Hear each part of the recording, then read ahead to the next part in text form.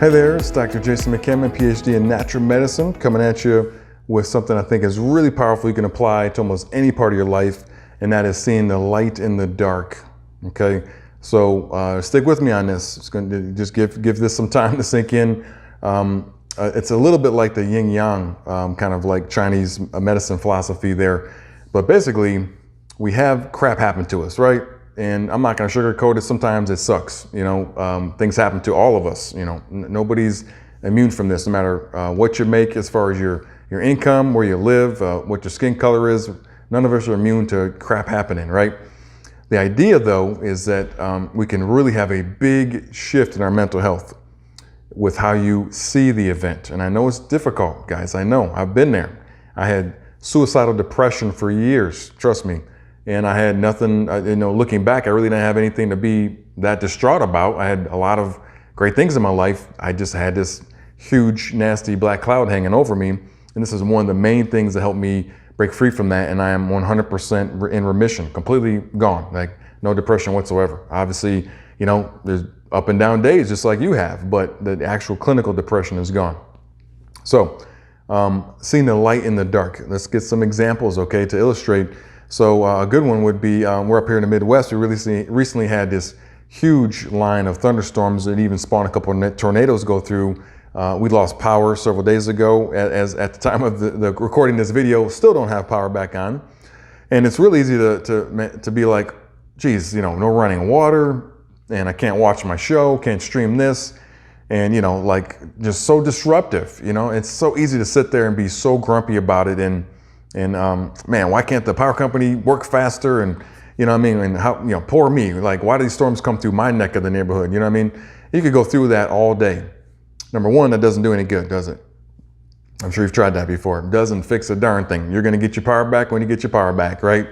Number two, you are creating neural circuits, which have probably been there for a long time. Neural circuits are when you create basically a habit, right? Your response to anything in life is your habit. Even in no response, by the way, if you teach yourself not to respond, that's still a habit. That's a neural circuit that you've created. So anyway, when you create or when you respond with negativity and like this woe is me stuff, okay?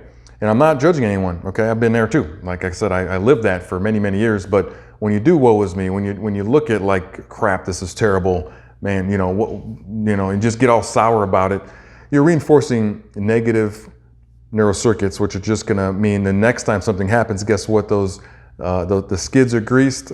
You know, that it's just going to happen again and again, and that means, you know, hiccup at work, with relationships, same idea, right?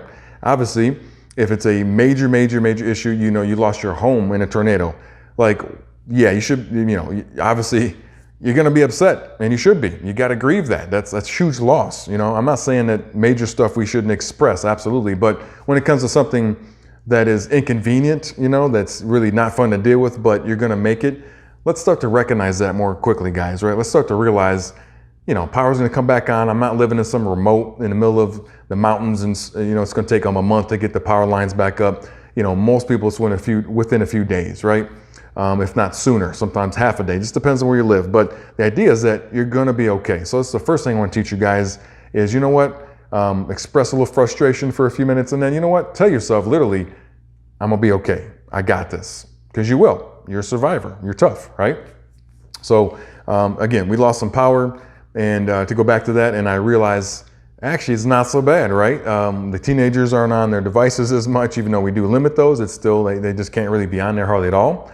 Nobody can be glued to a TV all day, which again, we try to limit, but you know, they're kids, that's gonna happen. We're able to get together as a family, and we, you know, do a little bit more family kind of old school stuff, you know what I mean? That you know, ancestors used to do, right? Just hanging out, just being together. And we created some really amazing memories, and did some fun stuff that, you know what, like people pay a lot of money to go do these lavish vacations, and they may not even experience that. And we had a couple nights like that just with the power out, you know what I mean? So it's like, sometimes you don't need a lavish or a really extensive camping experience.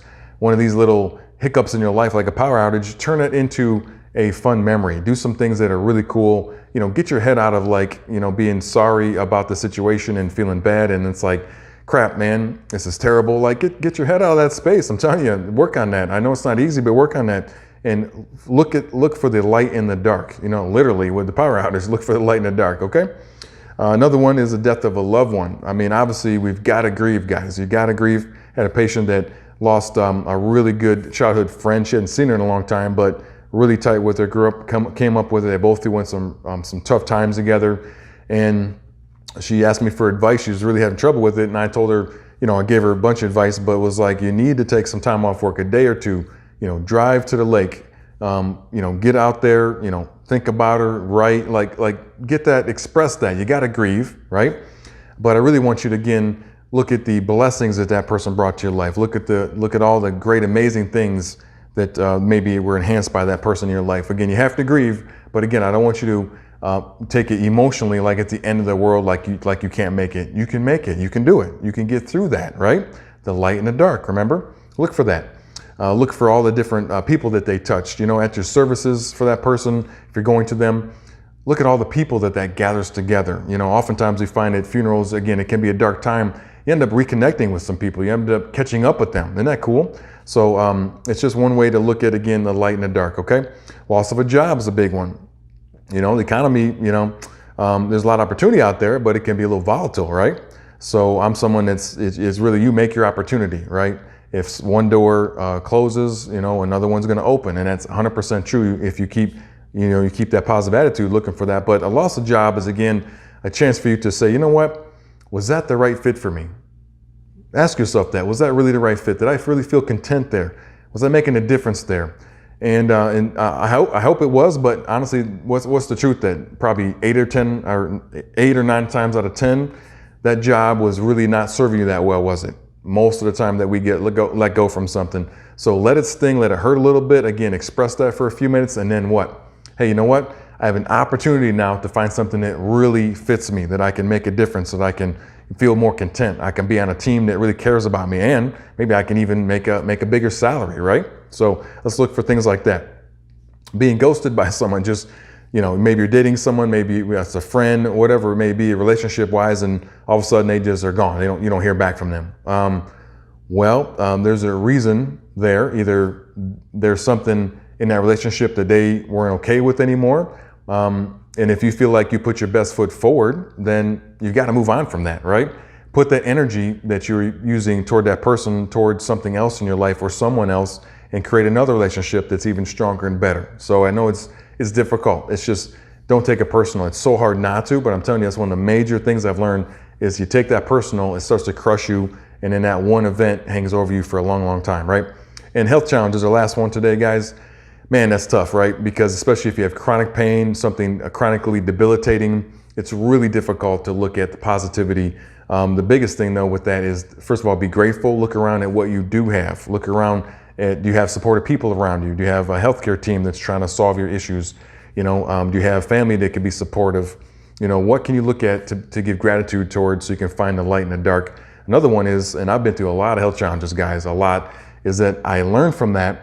And I learned what doesn't work and what does work. And I just keep one step in front of the other. And I learn from these experiences and then start to, you know, do more research or consult with healthcare providers and start to figure out what's going to work for me. Instead of sitting there and, you know, again, just feeling like crap, like, let's be proactive. Let's turn this difficult situation to something that we can learn from, that can make it stronger, we can grow from. Because again, what do you tell yourself? I got this, I can do this, right? So work on that, guys. Look for the light in the dark. Again, don't be afraid to express the emotion for a few minutes, but then switch that switch in your brain.